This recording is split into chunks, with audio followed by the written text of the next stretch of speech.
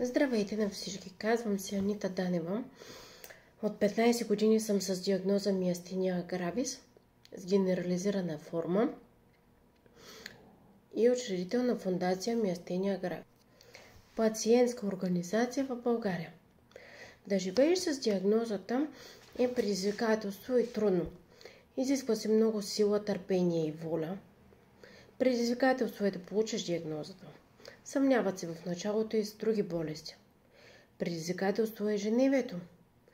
Най-тежкото изпитание е миастенната криза.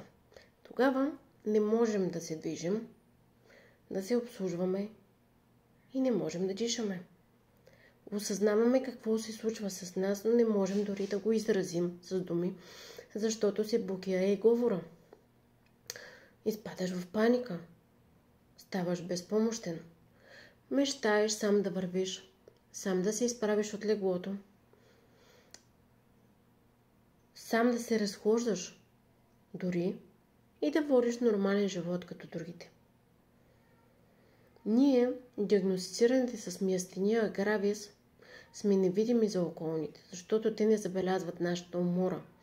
Трудностите при физическата активност, било то при изкачване или слизане на стълби, стабилно ходене, дълги разходки, а отдават нашите действия за флегматичност и мързел. Миастенията може да те лиши от любимото занимание, като различни видове спорт, пеене, свирене на инструмент, музика.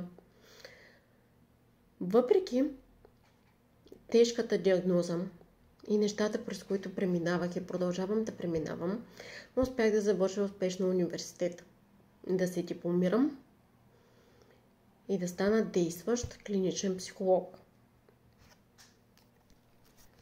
Болестта е капризна. Не знаеш кога ще се влошиш от инфекция, силни емоции, било то положителни или отрицателни, стрес, промяна на времето. Справям се с много психическа нагласа, характер и търпение. Работя като клиничен психолог и се стремя да помагам на други хора.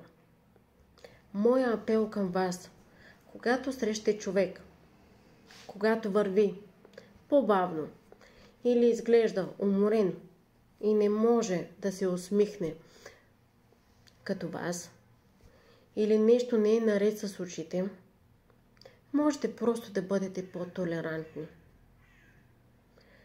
И да се опитате да разберете, че най-вероятно има проблем, а не е мързелив или пиян. Нека бъдем по-човечни, по-добри.